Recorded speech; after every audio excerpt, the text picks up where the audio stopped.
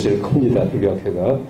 이제 한국불교학회가. 그러니까 등록 회원이 한 700명이 넘고요. 학자들이 활동하는 학자가 한 200명 이상 됩니다. 그래서 거기 일단 회장 소임을 보게 됐습니다.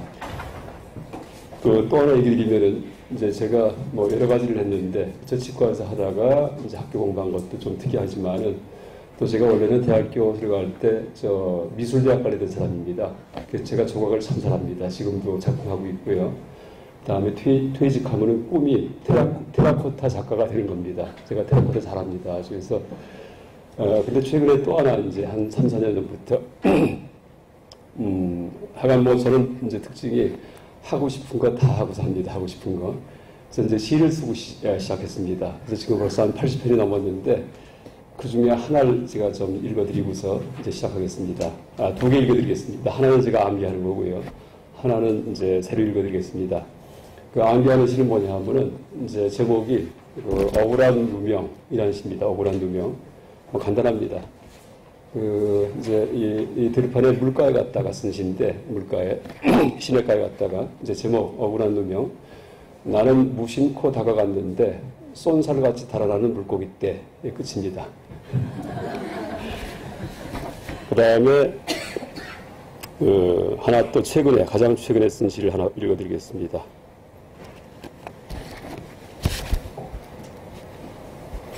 그 제목이 한국불교학회 회장 취임사입니다. 그 제목 일단 그렇게 얘기 드렸고요. 이럴 줄 알았다. 모든 직책 거부하고 무관, 그러니까 관이 없이 무관으로 살아온 이유는 이렇게 살 수는 없었기 때문이었다. 처리하고 해결하고 불쌍하고 고민하는 모든 게 다 삶의 가지 끝에서 일어나는 일들이다. 가지 끝에서 더 끝의 말단에 앉아 흔들린다. 무엇을 할지, 어디에 모을지, 뭘 먹을지, 누굴 시킬지, 얼마를 줄지, 어디서 할지, 언제 할지, 어떻게 모을지, 어디에 알릴지, 6하원칙, 7하원칙, 8하원칙, 9하원칙을 떠올리고 답을 찾는 일들 뿐이다. 이제야 이전에 살던 곳이 흔들림 없는 굵은 둥치, 삶의 줄기였던 걸 알겠다. 남 해준다 먹다가 내가 밥을 짓는다. 남의 등에 업혔다가 내가 남을 업는다. 받기만 하다가 모으고 주기만 한다. 수면 위 백조 아래 분주한 물갈퀴, 개그가 현실이었다. 학회 회장이다. 어쨌든 2년이다. 정역에서 가르치는 수미 역산 평등의 이 시대에 겸나 지론을 다하리라. 이게 끝입니다. 마지막이 좀 어렵습니다. 이제 일단 뭐 요점은 아시겠지만은 인간이 할 짓이 아니구나 하게 됩니다. 그 전까지는 공부하고 저 사색하기로 살았는데 완전히 머슴이 됐습니다. 그래서 어쨌든 간에 그건 뭐 이제 예상했었기 때문에 아주 열심히 일을 하려고 합니다. 그 정역에서 가르치느냐고 썼는데 이거 하나만 여러분 한번 알아두시면 좋습니다. 여러분 정역 들어보셨어요 혹시? 정역. 올바를 정치에다가 이제 주역할 게 있습니다. 여기 세 가지가 있는데 이제 여러분 태극기 보면은 4개가 있죠. 원래는 그 8개가 있는 겁니다. 8개, 8가지가 이제 이 사방에 있는 건데, 그 중에 넷을 떼고서 태극기 만들었습니다. 이게 이제 옛날 그 복희 8궤도, 문왕 8궤도 같은 그런 8궤도가 있습니다. 그러니까 옛날 태극기 보면에 8개가 있는 게 있어요. 그게 이제 복희 씨가 발견한 8궤, 그러니까 우주의 원리에 대해 얘기하는 겁니다. 그다음에 문왕, 그러니까 공자가 칭찬했던 문왕이 이제 발견한 8궤가 지금까지의 그런 역학의 토대가 됐는데, 한반도에서 1860년대에 처음으로 이제 새로운 역이 발견됩니다. 그게 김일부라는 분, 김일부.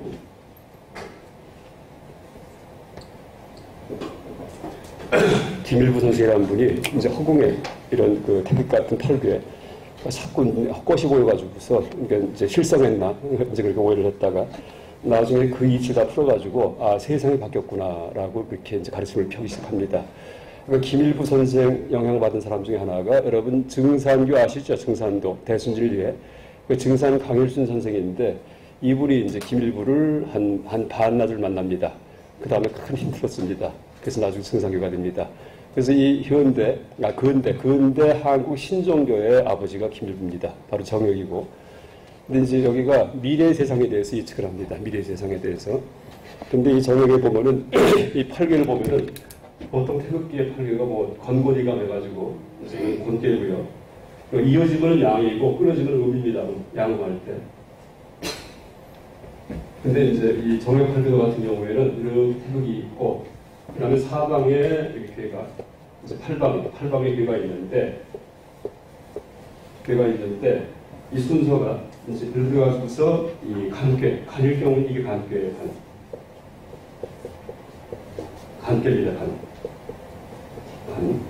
이 간은 산이라는 뜻입니다. 산. 소나 작은 남자, 이게 이제 간입니다. 또 우리나라가 간방이에요. 간방. 우리나라의 위치가 간방 그렇게 얘기합니다. 간방.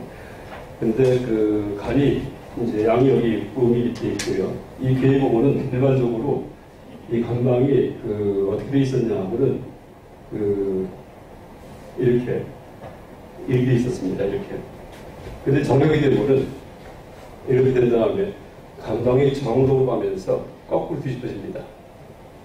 저 다시 쓰면은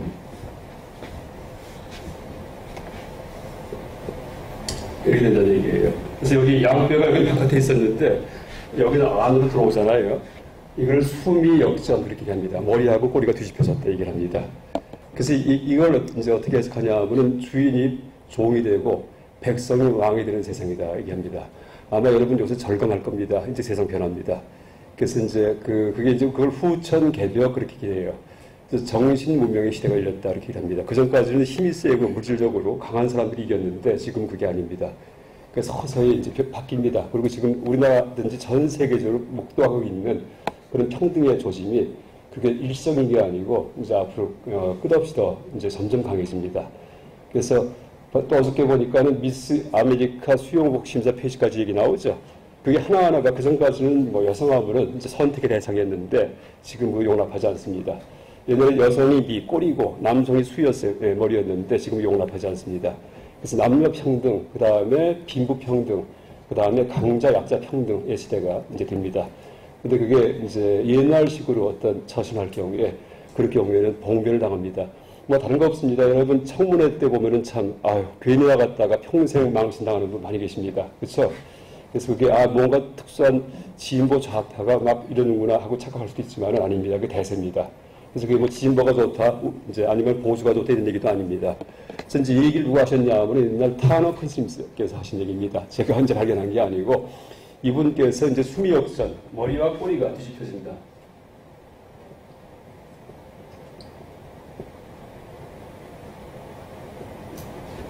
역전. 이렇게 이야기했습니다. 수미역전 시대. 그래서 제가 이제 이 취임사라고 쓰고서 이제 좀 역설적인 거 그리지만은 그러니까 그러니까 정역에서 가르치는 수미역전 평등의 이 시대에 견마지를 다하리라. 견이 개고요. 말이 말입니다. 마가. 그래서 개 말처럼 그렇게 서신해야지만 어떤 학교의 회장이 될 수 있고 그 다음에 기업의 장이 될 수 있고 대통령이 될 수 있고 그래서 지금 세상 전체가 다 바뀌고 있습니다. 그래서 여러분 혹시 자제분이든지 어떤 리더가 되길 바란다면은요 견마지로 다 하게끔 항상 난 뒷바라지하고 몸에 배게끔 그렇게 가르칠 경우에는 리더가 됩니다.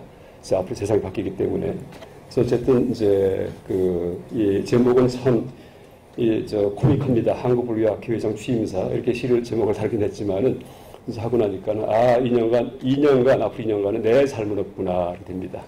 그래서 옛날 어머니들이 그래서 자신의 삶이 없죠. 부엌에 들어가고 뭐 새벽부터 밥하시고 옛날에 그게 뭐냐면은 이제 다 종 역할을 하는 건데 지금은 단체의 자양들이 이제 종 역할을 해야지만이 이제 순탄하게 갑니다. 근데 옛날처럼 폼 잡고 백조처럼 우아하게 움직이고 하면 망합니다.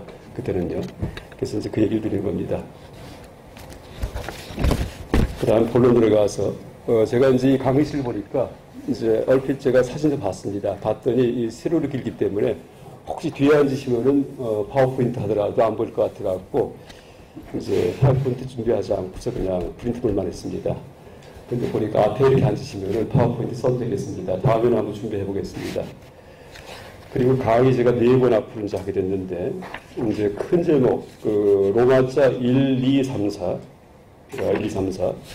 처음에 인도불교에서 개관 30페이지에 부처님의 근본 가르침 그 다음에 넘어가서 32페이지에 흉관학 개관 그 다음에 35페이지에 이제 죽는 비경계 36페이지에 뭐 중론 한 3, 4분 나오는데 지금 어쨌든 앞으로 오늘하고 다음 시간 걸쳐가지고서 인도 불교 전반을 얘기 드리고요. 그다음에 불교의 핵심이 뭔지에 대해서 실제 진짜 부처님 가르치는 핵심이 뭔지 그걸 먼저 얘기 드리고 그다음에 나머지 2시간에 걸쳐가지고 제 전공이 중관학입니다.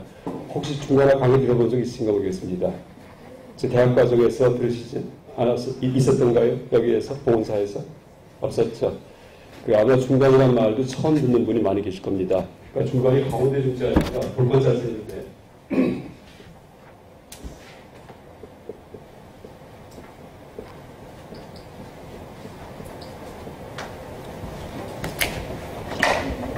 중도를 관찰한다라는 뜻입니다. 중도 관찰.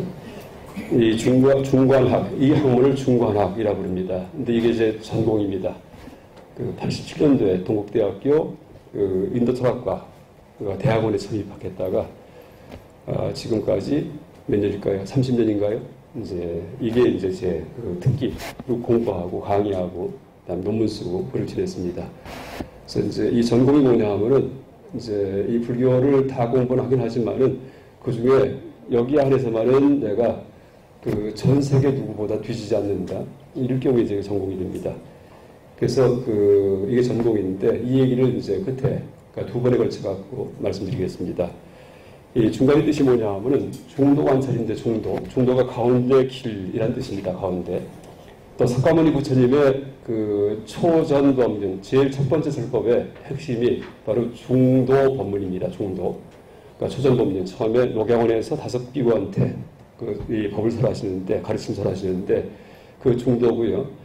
그 다음에 여러분 이제 한국 불교 조계종의 수행법이 뭘까요? 조계종의 선방서 간화선 수행하시죠? 간화선이 화두를 들고서 이렇게 수행하는 건데 왜 화두 들고 수행할까요? 중도 관찰하기 위해서입니다. 중도에 대한 직관입니다. 무슨 얘기냐 하면은 일단 여기서 얘기하는 중도는 뭐 가운데를 말하는 뜻이 아닙니다.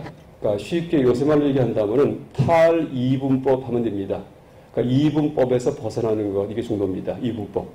이분법이 뭐냐 하면은 흑백논리 같은 게 이분법입니다. 흑백논리. 이제 흑백논리가 뭐냐 하면은 우리의 머리가 작동하는 방식입니다. 머리가 작동할 때 여러분 지금 강의 들을 때 머리가 작동하죠. 생각하죠. 그다음에 뭘 따질 때 생각하죠. 이 작동할 때 반드시 흑백논리가 작동합니다. 나 아니면 내가 아니죠. 살은 가면 죽은 거죠. 둘 중 하나입니다. 춥지 않으면 춥지 않은 거죠. 둘 중 하나입니다.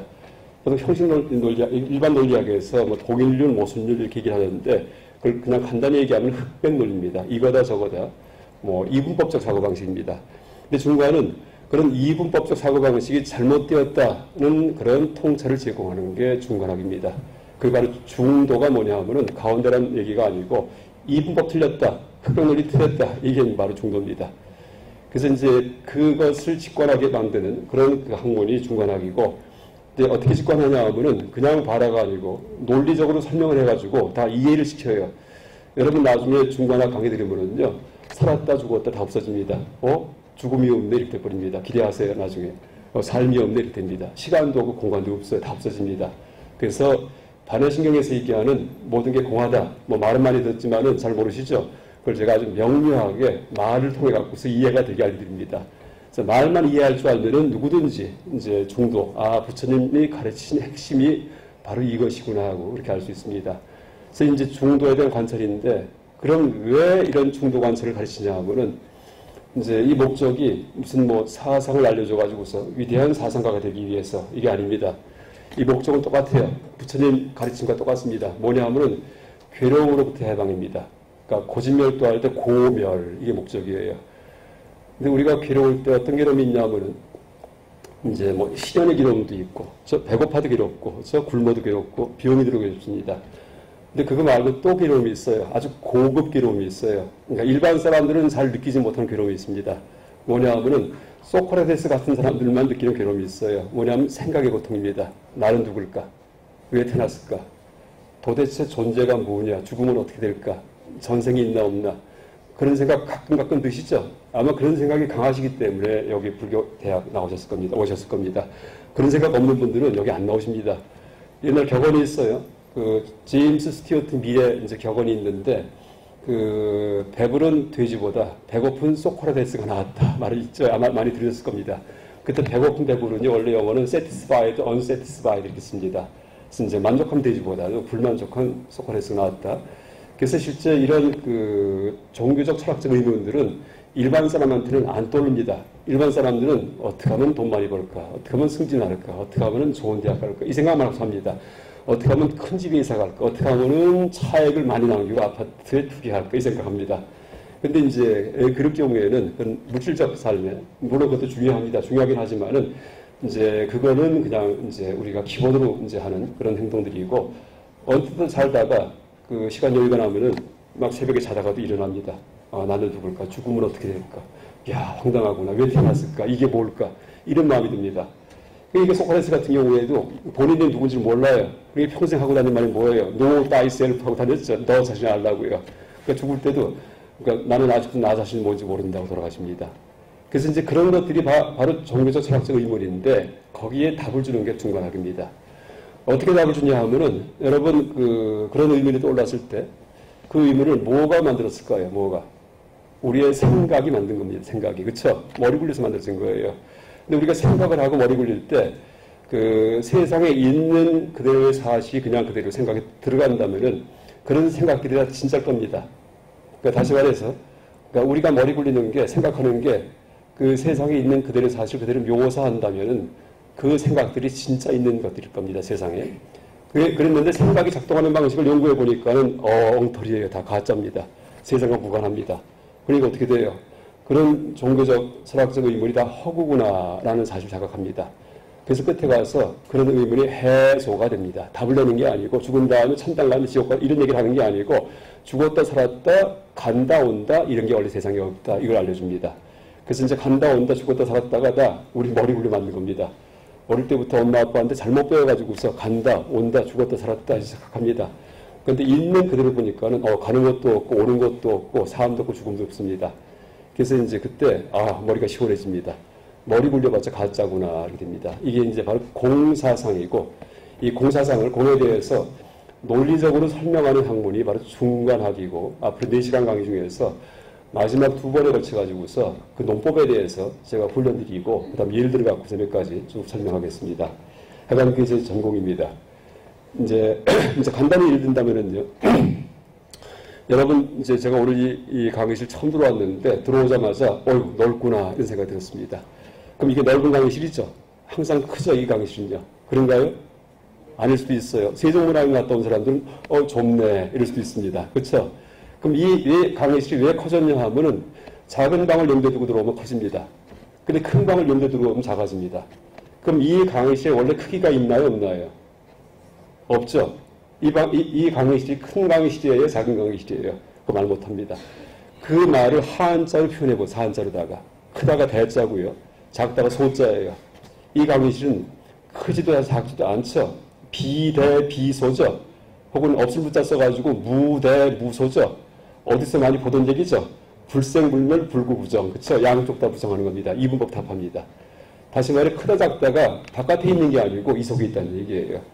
그래서 이제 간단한 예를 든다면은 지금 제일 쉬운 예를 들은 겁니다. 이제 우리가 크다 작다 뭐 잘 산다 못 산다 잘났다 못났다 머리 좋다 나쁘다 하는데 다 착각이라는 얘기입니다. 그러니까 비교 대상에 따라 가지고서 하나 잘났다고 머리가 참 좋다고 뛰어나다고 폼 잡고 살다가 고3 때까지는 전교 1등 했어요. 대학 들어갔다가는 어떻게 돼요?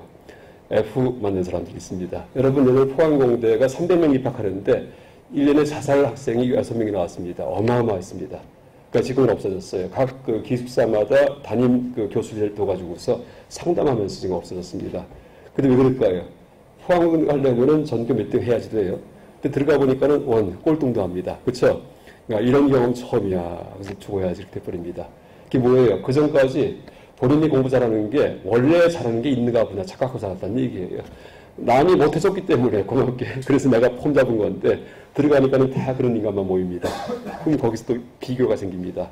그래서 사람이 그 바깥 세계에 마음을 두고 살 경우에는 피곤합니다. 그래서 이제 불교에서 가르치는 것은 그런 것들이 다 2차적으로 생긴 것들이다. 이런 전제를 깔고서 그 다음에 열심히 노력하게 해야 됩니다. 그러면 어떤 일이 생겨도 흔들리지가 않습니다. 근데 이제 거기에 올라타가지고 말단에 올라타가지고서 아까 한국국대학교 회장 가지 끝에서 흔들리듯이 이런 데 올라 살면은요. 그러면은 그게 뭐 무너지면은 다 무너집니다. 왜? 자기 마음을 거기 뒀기 때문에. 그래서 이제 중관학은 이제 그렇게 잘났다 못났다, 살았다 죽었다, 이제 있다 없다 이런 것들이 다 머리가 만든 거지 바깥 세상에는 원리 없다 이런 것을 이제 그거를 논리적으로 설명해주는 학문이 중관학입니다. 그래서 여러분 아마 불교, 그러니까 불교 TV든지에서 듣도 보도 못한 얘기 들 겁니다. 근데 제가 이제 다른 방송사 가서는 강의 좀 했습니다. 아까 얘기했던 증산도 강의가 방송이 있습니다. 상생방송 STV. 갑자기 난데없이 거기서 불러가지고서 중관학 해달라고 해가지고 10번 강의를 재작년인가 이제 한 3년 전에 간 적이 있습니다. 지금 이제 유튜브에서 볼 수 있고요. 그 다음에 또 하니까 다시 또 연락을 해가지고 중학생을 위한, 어린애들 위한 중관학 해달라고 해서 4번 또 이제 한 게 있고 다 남아 있습니다. 근데 불교 방송에서만은 안 불러갖고 아직 강의한 적이 없는데 어쨌든 저기는 있어요. 조계종에서 만든 그런 이러닝이라는 그런 이제 그 사이버 이제 그 강의 시스템이 있는데, 그러니까 조계종 스님만 들어가 들을 수 있습니다. 그래서 제가 중관학 강의를 2000년대 초부터 한 6년 동안을 갔다가 전국 사찰을 다 다니면서 스님들 교육할 때만 강의했었습니다. 이게 아주 고급 강의이기 때문에 이제 스님들 강의에 특강같이 해서 2박 3일 동안 10시간씩 강의했는데 안 가본 적이 없습니다. 해인사, 송광사, 통도사, 봉용사, 운분사, 큰 데는 다 갔습니다. 그래서 제가 예보를 다 비교할 줄 알아요. 예보를 갔다가 아침마다 예보를 갔었기 때문에. 그래서 제일 빠른 예보이 해인사. 해인사는 뭐 어마어마하게 빠릅니다. 그 다음에 제일 장엄한 게 이제 통도사 이렇게 됩니다. 어쨌든 중관학을 그렇게 이제 말로 강의하고 다니다가 이제 나중에 중간에 이제 어떤 우여곡절부터 다시 연락이 와가지고 이제 그걸 녹화를 해가지고서 영상 강의하겠다 해가지고 녹화를 20번 녹화를 했습니다. 그래서 이제 그거를 지금은 조계종 스님 되시는 분들 일 경우에는 필수 과정 같이 해가지고 삼위 스님들이시죠. 삼위삼인이 이분들은 반드시 중관학 듣게 되어 있고, 여러분도 혹시 스님들 조계종 승적 가르치신 스님들 아이디 패스워드 좀 빌려가지고요 들어가시면은 한 20번에 걸쳐가지고서 한 번에 한 40분씩 이제 강의를 볼 수 있습니다. 거기서 뭐 끝까지 다 얘기합니다. 끝까지. 그래서 저는 이제 등산 갈 때, 절에 갈 때 이 선글라스 끼고서 이 모자 푹 눌러 쓰고 갑니다. 스님을 알아보시기 때문에 이제 등산 가다가 방해가 되기 때문에 이렇게 스님 가시면 이렇게 멀리 숨어서 올라갑니다. 왜냐하면 이제 이 교육원 스님들은 다 보셨기 때문에 가면은 다 인사하세요. 읽다 보면 뭐 차 한 잔 먹다 보면 운동하러 왔는데 인사가 안 됩니다. 그래서 어쨌든 중관학이 중요하긴 하지만은 아직은 보급이 안 돼 있고, 또 우리나라 이 불교 역사에서 한 1000년 동안 맥이 끊어졌던 학문입니다. 불교학 가운데 가장 중요한데 1000년 동안 맥이 끊어졌어요. 그러니까 신라 고려 초부터 다 끊어집니다. 그랬다가 뭐 단 한마디도 중론 중관학 이런 말이 안 나옵니다. 그러니까 근대 불교학이 이제 도입되면서 다시 중관학에 대한 연구가 시작됐는데, 티베트 같은 경우에는 티베트 불교의 설득력이 대단합니다.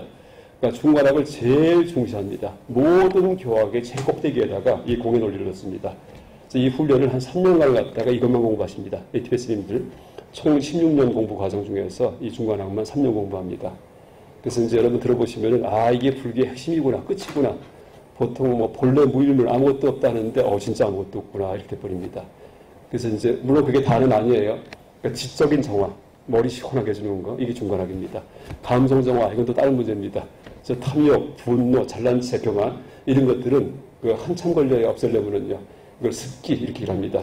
근데 이제 머리 깨지는 거, 이건 도노, 단박에 깨친다 할 때 이거는 공의 논리 좀 듣고 나면은 그렇구나 하고서 세상이 다 무너집니다. 그러니까 기대하세요. 그래서 이제 오늘 일단 제 전공 소개를 드렸고, 그게 앞으로 2번 강의하고 그다음에 3번, 4번째 이제 제가 소개를 드리겠습니다. 인도 불교사부터 이제 말씀드릴 텐데, 여러분 일단 이제 아까 얘기했듯이 부처님 초기의 설법도 바로 중도 설법이에요. 중도, 그렇죠?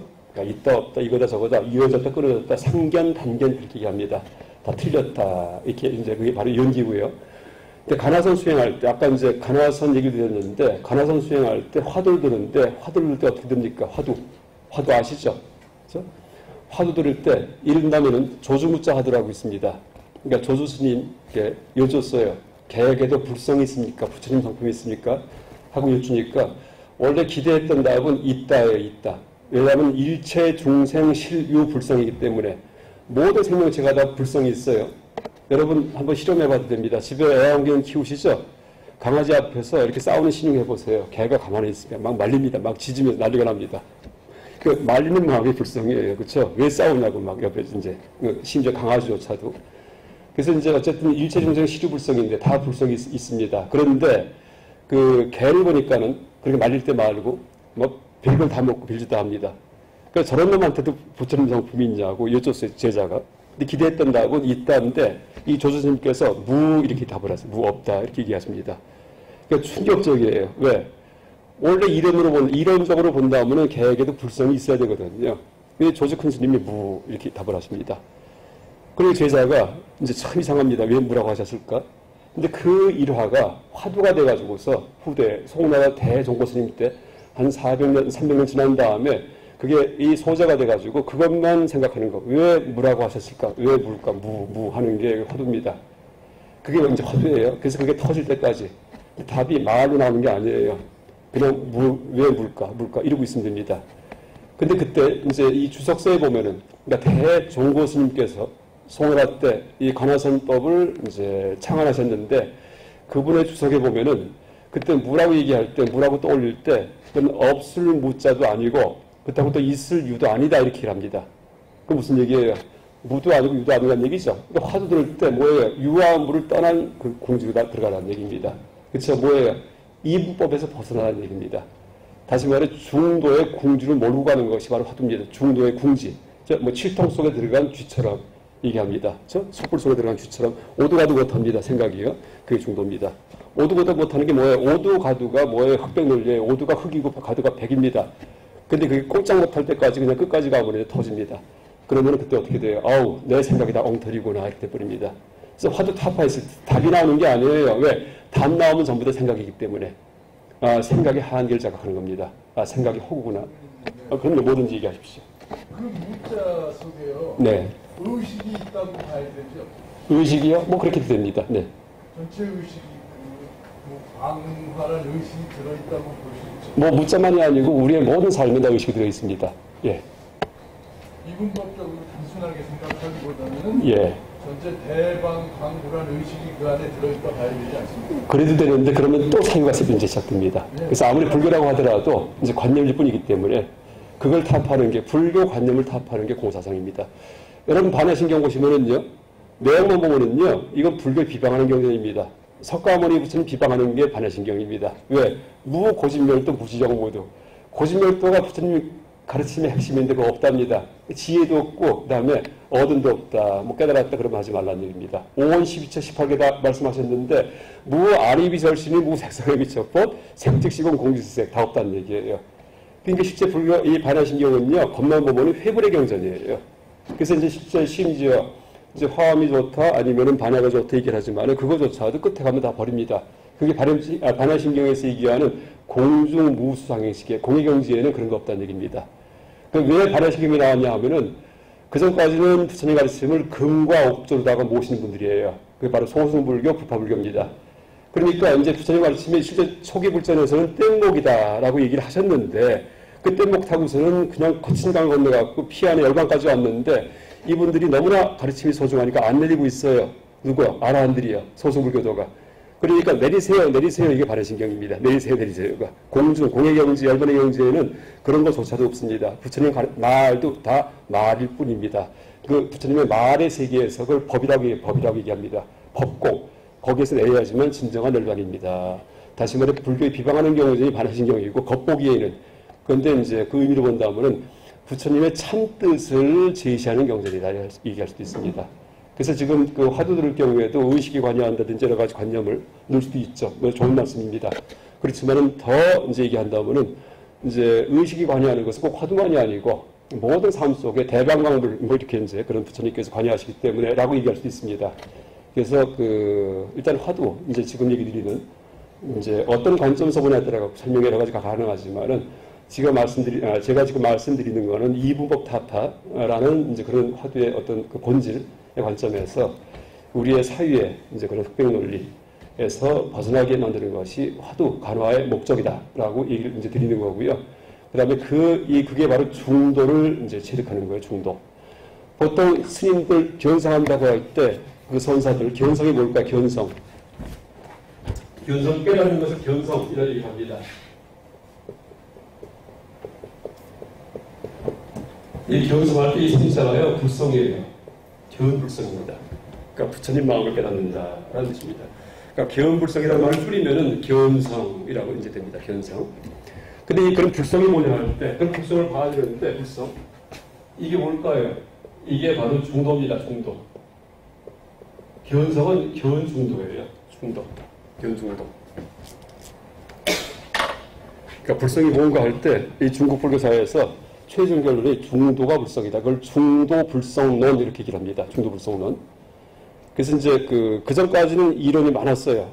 불성이 뭐냐 할 때, 마음이다. 이런 것도 있었고, 귀신, 진신, 참된 정신이다. 이런 것도 있었고, 아리아식이다. 이런 얘기도 있었고, 앞으로 부처가 될 소질이다. 이런 얘기도 있었고, 중생심이다. 이런 얘기도 있었고, 한 10가지, 12가지 불성 이론이 막 난무하다가, 그 다음에 최종 승자가 중도불성론입니다. 최종 승자가.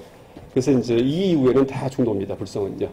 근데 이 얘기를 누가 하셨냐 하면은 우리나라 스님이 하셨습니다. 누구냐 하면은 고구려 성랑 스님. 성랑. 고구려 성랑. 그러니까 중도불성론을 처음 얘기하는 분이 성랑.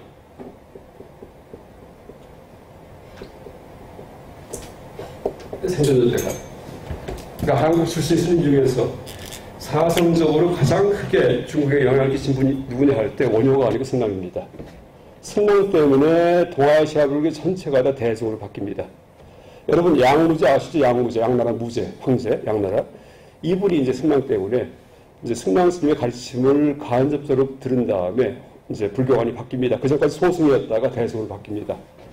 그 다음에 하나 더 얘기한다면은 약간 사상적으로 한국 사람 중에서 한반도 사람 중에서 중국 불교에 이제 가장 큰 영향을 미친 사람은 성랑이고요.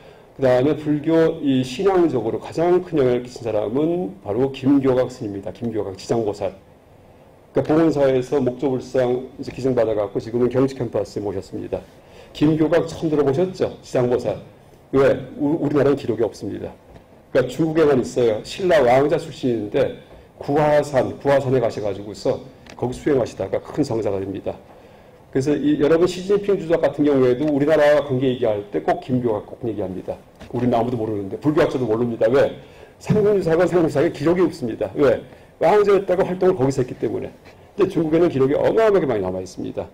그래서 여러분 이제 중국 사람들이 한국에 대해서 이제 좀 도움받았다 얘기할 때 그때 제일 큰 인물이 바로 지장보살 김교각 신라 왕자 출신 그렇게 얘기합니다.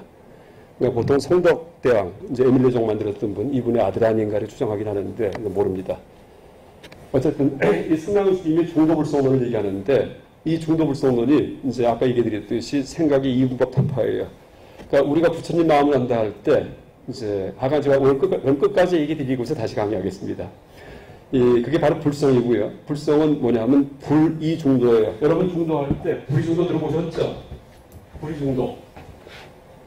둘이 아닌 중도다 할 때, 둘이 할 때 이게 뭐냐면 이분법입니다. 이분법 타파는 중도라는 뜻입니다. 불이중도 할 때. 그러니까 이분법에서 벗어나는 중도라는 뜻입니다. 이게 불성입니다. 그래서 결론만 얘기한다면은 머릿속에서 중도를 자각할 경우에는 그때는 살았다 죽었다가 다 뭐예요? 이분법입니다. 여러분 이거 살아있어요? 살아있죠? 죽을 거예요? 죽을 것 같으죠? 근데 없다는 얘기예요. 왜 그럴까요? 간단히 얘기하면은요, 죽은 다음을 체험할 수 있어요? 못하죠. 태어나기 전에 체험한 적 있어요? 없죠. 태어나기 전에 무였죠, 무. 죽은 다음 무죠. 그럼 지금 이거는 어떻게 해요? 유죠, 유. 그쵸, 유. 생각 속에서는 난 살아있다. 이런 생각할 수 있어요. 생각 속에서는 죽은 다음에 무가 된다. 생각할 수 있어요. 그 다음에 태어나기 전에는 나는 없었다. 무다. 이것도 생각할 수 있어요. 그런데 내가 태어나기 전에 무는 체험한 적이 없고, 체험에서는 죽은 다음에 모두 체험할 수가 없기 때문에 지금은 유를 체험하는 게 아니라는 얘기입니다. 그렇죠? 그러니까 체험의 차원에서는 지금 우리가 살았다 할 것도 없다는 얘기예요. 그러니까 생각 토끼 뿔 난 거 한번 떠올려 보세요. 토끼 한 마리가 뛰어가는데 가운데 빨간 뿔이 났습니다. 생각할 수 있죠? 근데 체험의 세계는 없다는 얘기입니다. 그렇듯이 죽음도 생각을 할 수 있어요. 살았다도요. 그런데 체험의 세계에는 논리적으로 불가능하구나. 이게 중간학입니다. 그래서 지금 간단히 얘기 드렸지만은 그걸 강의 드리면은요, 이 세상 다 무너집니다. 그래서 옛날 큰 스님들께서 본래 무일물 아무것도 없다 하신 말씀이 야 진짜구나 이렇게 됩니다. 이제 그런 자각을 안욕 따라 삼맥삼보리 이렇게 합니다. 그러니까 반야심경에 나오는 안을 따라 무상정등정각 이렇게 얘기합니다. 더 이상 위에 게 없는 최고의 깨달음 뭘까요? 아무것도 없답니다. 그럼 이건 뭐예요 이게? 다 내 뇌가 만든 것이다 하시면 됩니다. 뇌가. 그런데 뇌각이 발달하면서 아 그렇구나. 각자 뇌가 만든 거예요. 여러분 남과 같이 살지 않습니다. 자기 뇌 속에 살고 있습니다. 뇌 손상 좀 당하죠? 그럼 다 이상하게 세상을 다르게 봅니다. 아주 이상한 행동을 합니다. 그래서 이제 같은 인간들이기 때문에 서로 말이 통하니까는 공유하는 객관세계 사는 줄 알아요. 근데 아닙니다. 다 혼자 삽니다. 그 주인이 누구예요? 나뿐이 없네. 누구예요? 부처님입니다. 그래서 누구나 부처님이다. 이렇게 되는 겁니다. 그래서 이제 뭐 그 얘기는 나중에 드리고요. 이제 승랑 스님의 이 중도불성론에 근거해가지고 이제 간화선의 수행법이 이제 개발됩니다. 그래서 이 승랑 스님의 영향 중에 가장 큰 영향은 서원불교의 사상적 토대를 제공한 분입니다. 서원불교. 승랑 다음에 서원종이 발생합니다. 바로 승랑 영향을 직접 받습니다.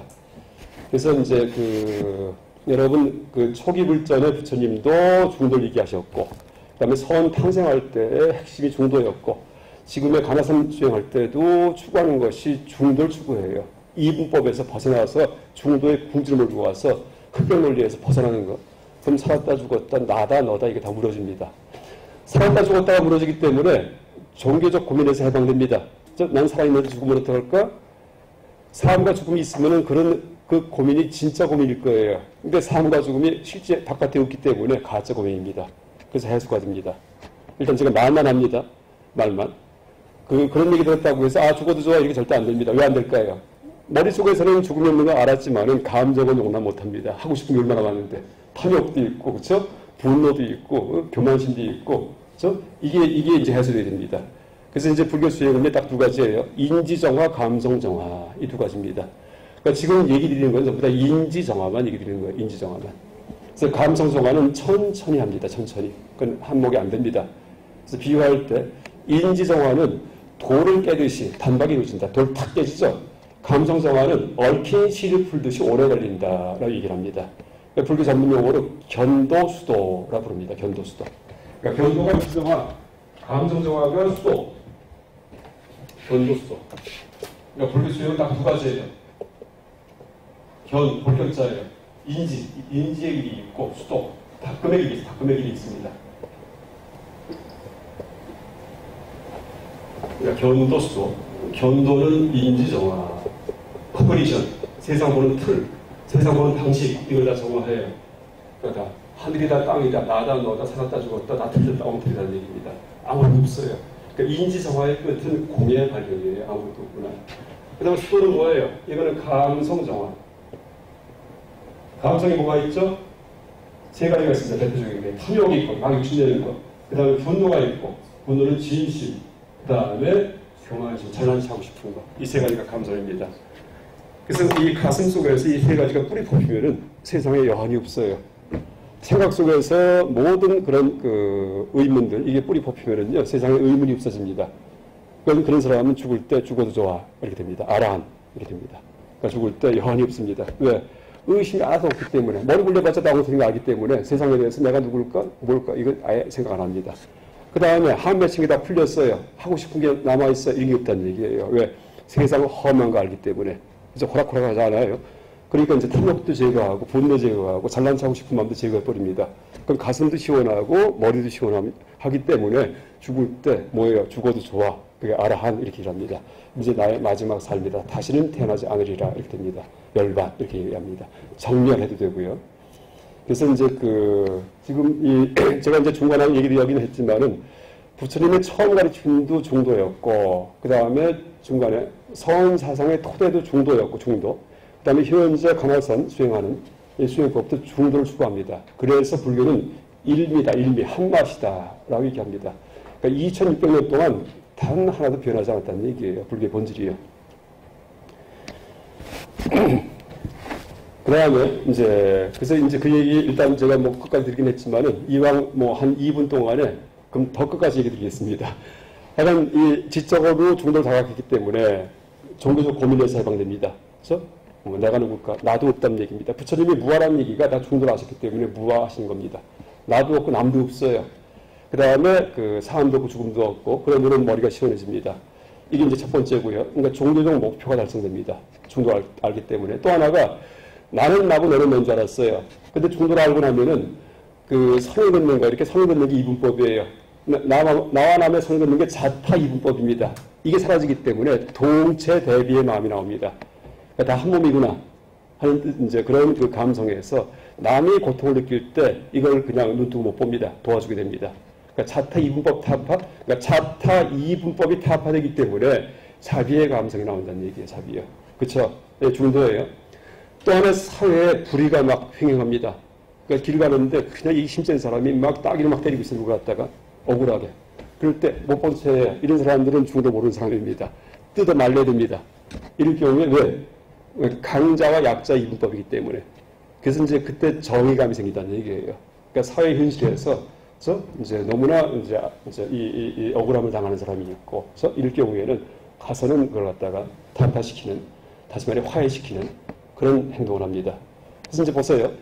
그 지적으로는 생사 이분법 타파하기 때문에 종교적 고민이 해소가 되고, 감성적으로는 자타 이분법 타파하기 때문에 자비심이 생겨서 남을 돕고 살고, 사회적으로는 강약의 이분법 타파하기 때문에 이제 뭐예요? 정의감이 생기고, 우리나라 같은 경우 또 하나가 또 있습니다. 남북 분단의 이분법 타파입니다. 이것도 원래 하나예요. 여러분 아마 그 몇 달 전인가 저 TV에 북한 영상 나올 때 찡한 분들이 있을 겁니다. 그래서 뭐 진보 보수 떠나가지고서 형 똑같구나. 그래서 나랑 똑같이 생겼는데 보니까 진짜 비슷하네. 일본 사람은 아니구나 이렇게 됩니다. 그때 이제 뭔가 가슴이 이제 통합니다. 그게 분단의 이분법 타파예요. 그래서 이제 불교인들이 만약에 내가 개원성했다면 불성을 봤다면은요 거기에도 뛰어들어야 됩니다. 그래서 분단의 이분법 타파, 생사 이분법 타파, 자타 이분법 타파, 강약 이분법 타파를 됩니다. 또 하나가 종교 간의 이분법 타파, 종교 간의 선 지우는 거 이것도 똑같습니다. 종교와 종교가 달릴 리가 없습니다. 다 똑같이 밥 먹고 똥 싸는 인간들입니다. 그렇죠? 어디 모였다가 어디 가고 저기 모였다가 어디 가고 그럴 리가 없습니다. 다 똑같습니다. 또 기독교도 본질은 중도예요. 기독교의 사랑이 중도예요. 이분법 타파예요. 나와 네가 다르다. 이건 중도가 아닙니다. 그렇죠? 그래서 이제 뭐 이 기독교의 본질도 그러니까 모든 종교의 본질은 중도의 구현입니다. 근데 이제 불교는 모든 면에서 그러니까 감성만이 아니고 기독교는 감성만 얘기합니다. 근데 불교는 지적으로도 중도를 얘기하기 때문에 그래서 모든 종교적 의문과 철학적 의문도 다 깡그리 해소시키는 것이 바로 불교입니다. 그래서 중도를 그러니까 모든 종교의 목적이 중도인데 그걸 가장 완벽하게 가르치는 종교가 불교일 뿐이고 다른 종교는 엇비슷하게는 다 얘기합니다. 이슬람이든 기독교든 간에.